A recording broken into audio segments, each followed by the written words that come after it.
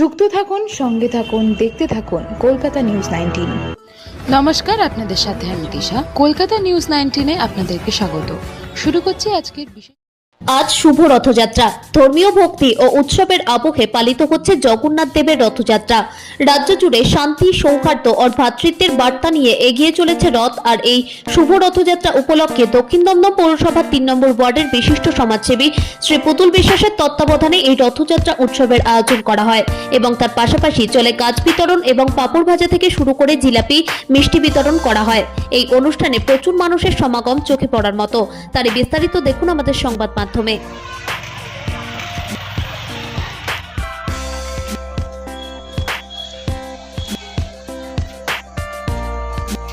বিতরণ চলছে, আপনারা আসুন, এসে পাপড় গ্রহণ করুন এবং আমাদের অনুষ্ঠান চলবে, এখনো চলছে এবং চলবে।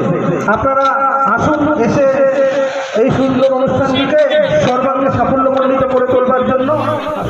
আজকে তো শুভ রথযাত্রা, জগন্নাথ দেবের আমাদের উৎসব, আনন্দ উৎসব সব জায়গায় চলছে।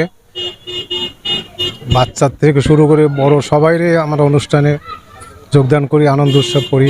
আজকে দিনটাও বিকাল দিকটা ভালো যাচ্ছে আমাদের। পুতুল বিশ্বাস ব্যাপারটা আমি পুরোপুরি জানি না, তবুও দেখলাম, শেষের দিকে আসলাম, পাঁপড়, মিষ্টি, জিলাপি এবং গাছ দান করা হয়েছে। খুব ভালো প্রোগ্রাম, সুন্দর প্রোগ্রাম হয়েছে, ভালো। ভবিষ্যতে আরও সুন্দর করে আরও ভালো প্রোগ্রাম করার জন্য আশা রাখি আগামী দিন আরও ভালো অনুষ্ঠান করা যাবে। ভালো উদ্যোগ, অতুলবাবুকে অসংখ্য ধন্যবাদ। তো আনন্দের বার্তা, সবাইকে আনন্দ দেওয়া হচ্ছে, উৎসব আনন্দ, সবাই হাজির হচ্ছে, এটাই। আমার নাম গৌরঙ্গ হালদার। আজকে একটা আমাদের হিন্দু সমাজে সনাতনী হিসেবে আজকে একটা বিশেষ দিন।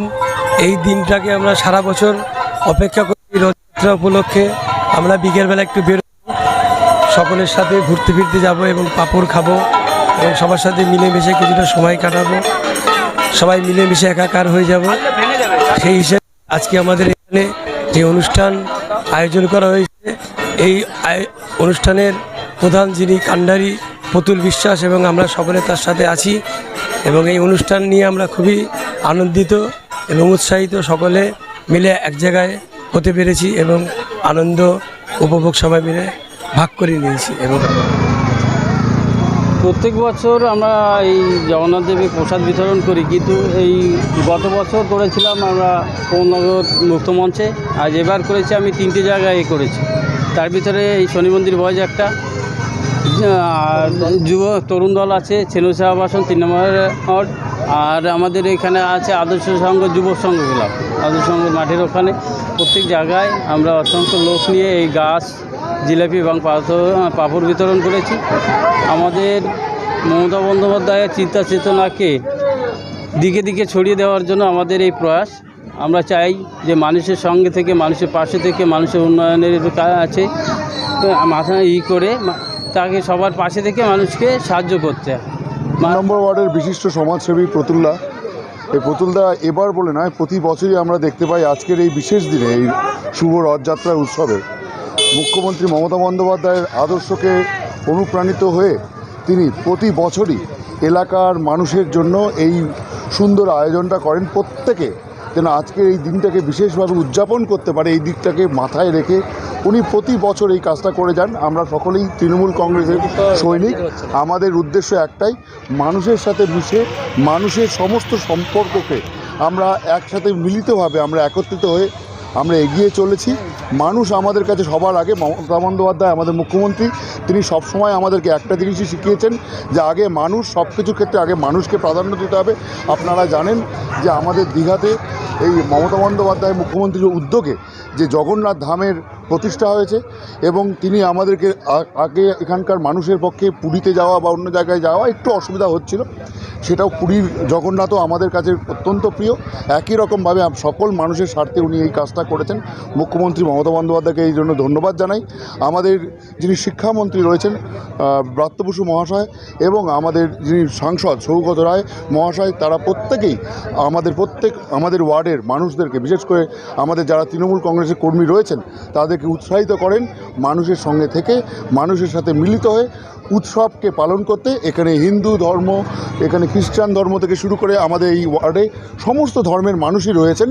সবাই আমরা একত্রিতভাবে জয় জগন্নাথ পালন করি। জয় জগন্নাথ। করতে গেলে একজন প্রধান, যাকে নেতা প্রয়োজন হয় বা একজন মেন অভিভাবক হিসাবে কাউকে চালনা করতে হয়।